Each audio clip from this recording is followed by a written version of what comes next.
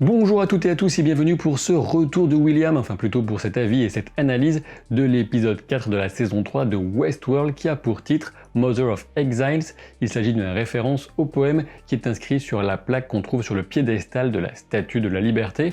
Et quant à savoir si c'est plutôt Maeve ou Dolores qui pourrait incarner cet idéal, cette mère qui accueille les exilés du monde entier, eh bien je vous laisse décider.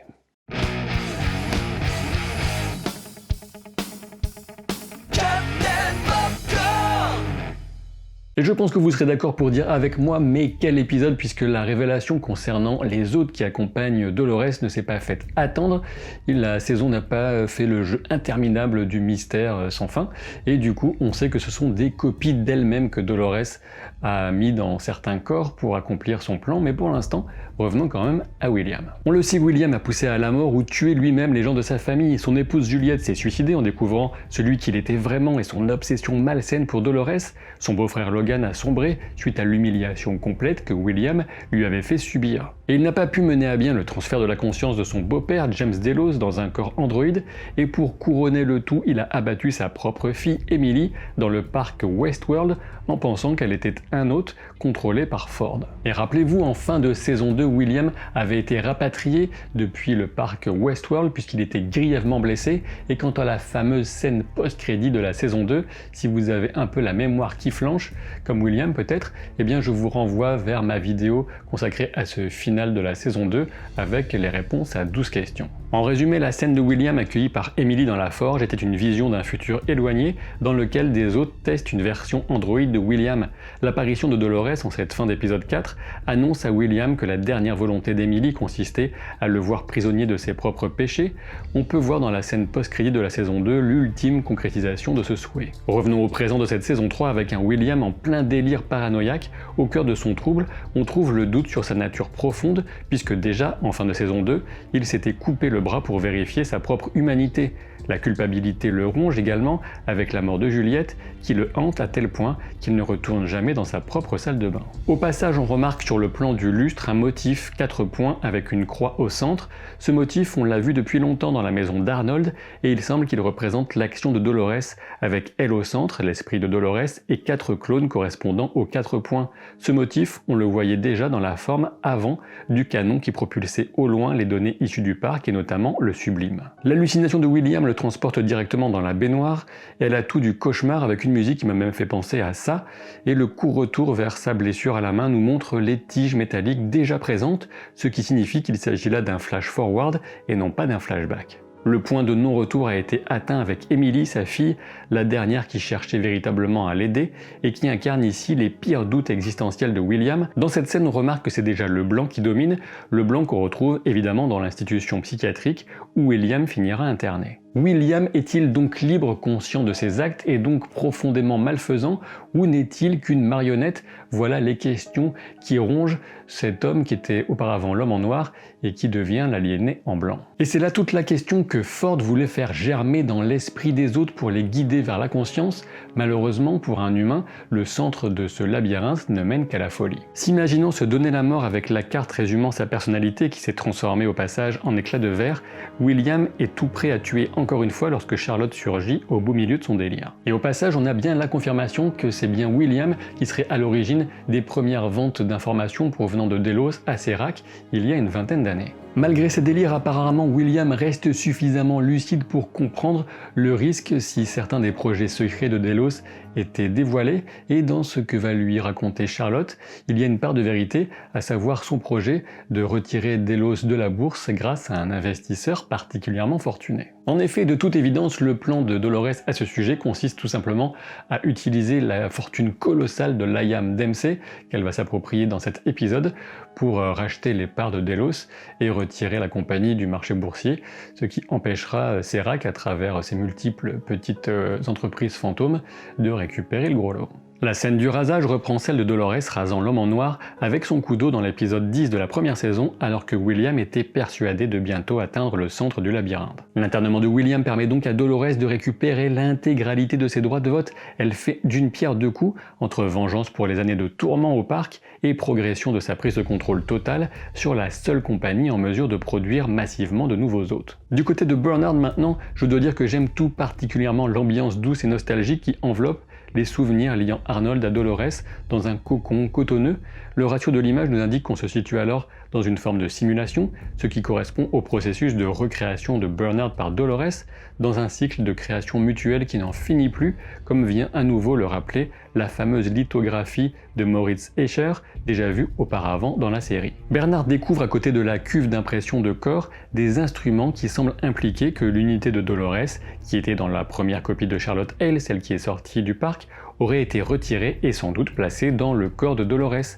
Reste à savoir à qui Dolores a confié cette tâche, peut-être tout simplement à Bernard, en mode totalement contrôlé, avant de ne l'éveiller plus tard à la conscience. Rappelez-vous, dans l'épisode 3, on a eu la confirmation qu'un nouveau corps de Charlotte Hale avait été imprimé dans la maison d'Arnold, ce qui nous confirme que Dolores a choisi de placer une copie d'elle-même dans le nouveau corps de Charlotte Hale, plutôt que d'y rester, et donc c'est un choix qui a des conséquences. En effet, vous l'aurez compris, la situation c'est que la Dolores originale a choisi de faire subir à une copie ce qu'elle ne voulait pas pour elle-même, et c'est dans cette cruauté qu'on retrouve la désorientation, la souffrance psychologique de la deuxième, même la troisième Charlotte Hale, la deuxième Dolores, qui pourrait du coup être le maillon faible de ce groupe qui entoure la Dolores originale et qui pourrait mettre fin à cette harmonie si importante à la menée de son plan. À Los Angeles, le fait que Bernard observe des allées et venues de fusées nous informe que le voyage spatial s'est banalisé, même si on ne sait pas encore s'il s'agit de business industriel ou encore de tourisme. Quoi qu'il en soit, cela vient ouvrir la possibilité de découvrir plus tard cet aspect du futur dans la série.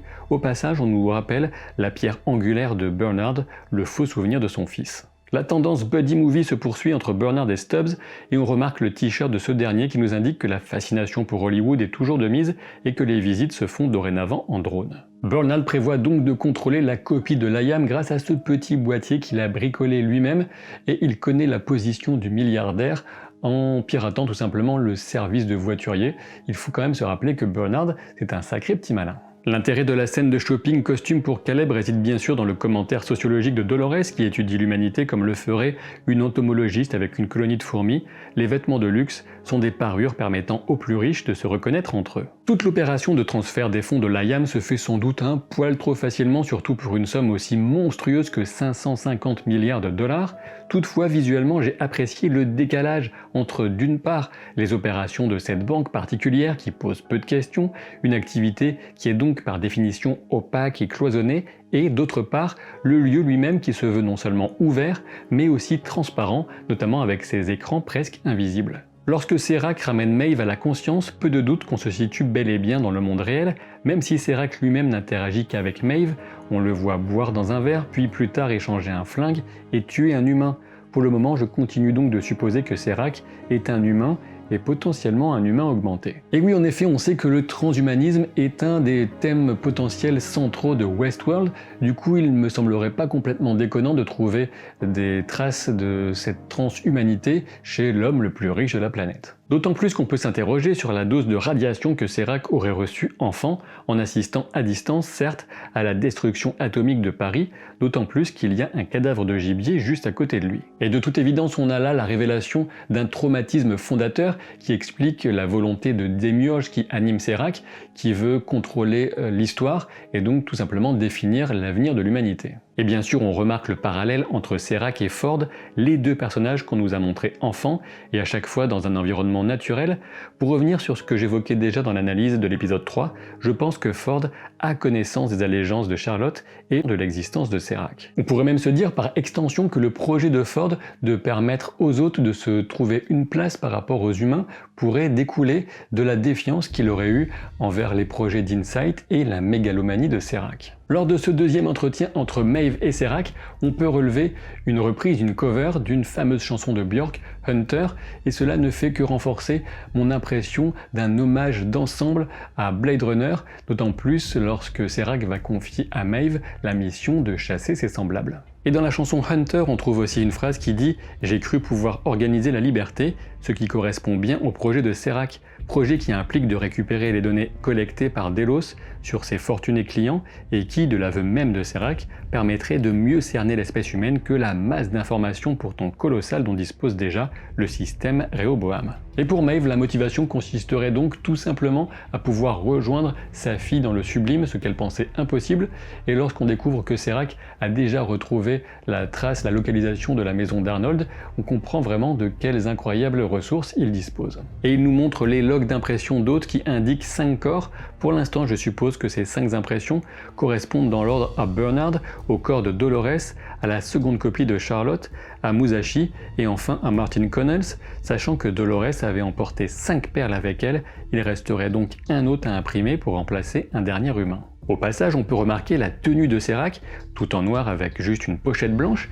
Il s'agit sans doute d'un étrange faux raccord, mais cette pochette blanche disparaît entre l'arrivée de Serac et Maeve en présence du prisonnier et le petit discours de Serac. Alors que Dolores avait utilisé les lunettes pour que sa cible soit hantée par la culpabilité de son passé, c'est bien dans le futur que Serac continue de jouer, et ici avec celui de la famille de ce fournisseur de fausses identités. On apprend au passage que Serac considère en résumé la religion comme l'opium du peuple et qu'il ne croit pas du tout à une vie après la mort, en tout cas pour les humains, ce qui le fait un candidat d'autant plus plausible pour des expériences de transhumanité et d'amélioration de son corps. Maeve accepte tacitement l'accord et ses capacités lui permettent non seulement de trier les informations captées sur différents réseaux et ainsi de trouver celle qu'on surnomme la croque-mort, mais aussi de prendre directement le contrôle de toutes sortes de mécanismes électroniques, tout comme elle pouvait commander aux autres par la simple pensée. Et c'est bien pratique quand le progrès technologique a doté la plupart des armes à feu d'un système de visée assistée, même si la scène est un peu gâchée par le visuel trop tranché entre Maeve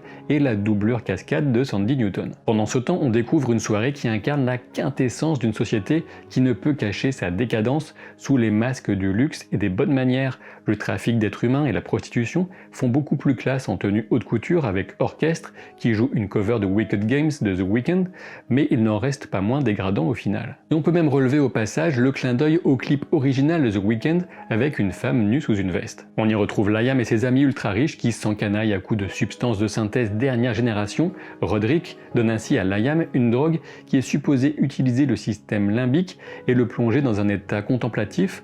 On peut supposer qu'après cette exposition scénaristique, la drogue servira plus tard. Roderick remarque également que les transactions sexuelles sont de toute façon commerciales, qu'on paye ou non, ce qui renvoie au point de vue exprimé par Maeve dans son rôle de madame en première saison. On remarque que Dolores choisit un masque noir pour la soirée, mais est-ce une révélation de sa nature profonde ou plutôt une façon de souligner qu'elle est une fausse antagoniste et une véritable protagoniste de cette saison? Quoi qu'il en soit, c'est surtout à la convergence de Dolores et Bernard qu'on assiste avec bonheur, avec une mention spéciale pour la scène de Bernard qui tente de contrôler Liam Dempsey avec son bouton DIY. Les quelques amabilités avant le combat entre Stubbs et Dolores font aussi un peu sourire puisque c'est bien le chef de la sécurité qui avait reconnu Alores en la laissant pourtant sortir du parc en fin de saison 2.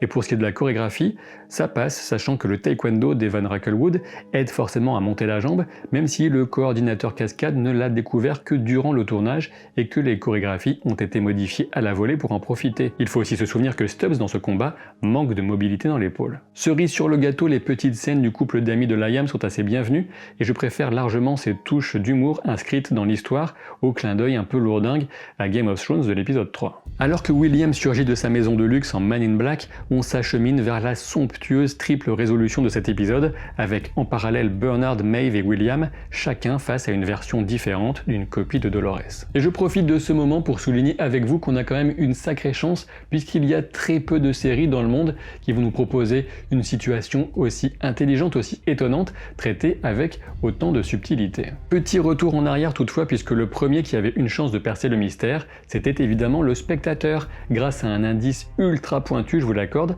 En effet, lorsque Maeve arrive face au portail de la distillerie où sont installés les Yakuza, on peut y lire Itai Doshin. Et là, je le reconnais, il faut vraiment le savoir, Itai Doshin correspond à un concept bouddhiste qui découle des enseignements d'un moine du XIIIe siècle qui s'appelait Nichiren. On peut traduire Itai Doshin par un même cœur dans des corps différents et on l'oppose à celui du Dotai Ishin, un même corps mais des cœurs différents.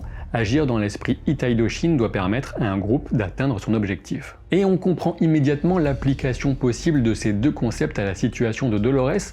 D'un côté, elle pourrait risquer de sombrer dans trop de discipline et donc faire disparaître l'individu et donc échouer. Et de l'autre, eh bien, certaines individualités, on pense notamment à la deuxième Alores, pourraient dévier par rapport à ce cœur qui est censé être unique et là aussi arriver à un échec. Même si William reste hanté par ses fantômes et la promesse d'Emily de l'attendre par-delà la mort, il sera le premier à reconnaître Dolores dans un corps différent. Et je pense qu'on peut même affirmer que c'est justement la paranoïa de William qui lui permet de reconnaître en premier Dolores avant Maeve ou encore avant Bernard. Du côté de Maeve, c'est toujours un plaisir de revoir Hiroyuki Sanada, qui prête ici l'apparence du Musashi sorti de Shogun World et qui nous permet un affrontement au sabre, comme dans son apparition dans Avengers Endgame notamment. On peut aussi retenir de ce premier face-à-face de cette saison 3 entre Maeve et Dolores, que Dolores estime qu'il y aura une place pour les autres hôtes dans le monde qu'elle a l'intention de construire, mais elle comprend aussi tout de suite que Maeve est utilisée par Serac. Dans un autre face-à-face, le stratagème d'Alores contre William est tout simplement parfait. Le discours en apparence incohérent de ce dernier ne fait que renforcer la conviction de ceux venus le chercher qu'il est bel et bien fou. La principale interrogation tourne autour de la piqûre minuscule. L'objectif d'Alores est-il de récupérer le sang de William pour le cloner ou je ne sais quoi, ou s'agit-il de lui injecter un hallucinogène plus durable ? Car oui, certes, William voit la Dolores de la première saison avec sa robe bleue emblématique dans sa cellule, mais il avait déjà des hallucinations avant la piqûre, donc on ne peut être sûr de rien pour le moment. Visuellement, la défaite de Maeve aboutit au fameux mélange du sang et du liquide blanc des hôtes, une constante depuis la toute première saison. La position de Maeve semble revenir sur celle qu'elle présentait en première saison au cœur du labyrinthe, mais cette fois avec l'absence sanglante de sa fille. Comme j'avais déjà pu le souligner dans mon analyse des bandes annonces de cette saison 3, on retrouve dans le vêtement de William une référence à THX 1138, le premier film de George Lucas. Ainsi, William renoue avec le blanc qui marquait sa folie chez lui et se retrouve, comme Maeve, au centre d'un labyrinthe cauchemardesque. Sur la porte de la cellule, on distingue une forme qui passe du triangle au carré, et j'avoue qu'à part les touches PlayStation, ça ne m'a pas évoqué grand chose, sinon qu'il manque le cercle, symbole de sérénité et de perfection, et que la suite semble donc incomplète, ce qui peut correspondre à l'état déséquilibré de William. Vous l'aurez compris, je pense, de mon point de vue, cet épisode 4, c'était du grand art, et je vous donne rendez-vous dès la suite de cette semaine pour des analyses consacrées à The Mandalorian, puisque ça y est, Disney+ arrive enfin en France, et si jamais ce t-shirt avec un subtil clin d'œil à Peaky Blinders vous plaît, eh bien vous trouverez un lien en description de la vidéo. Et puis bon, j'ai déjà beaucoup parlé, donc je ne vais pas vous menacer pour que vous vous abonniez à la chaîne et que vous laissiez un pouce en l'air. Vous avez de la chance, profitez-en. A très vite pour de nouvelles aventures. Salut!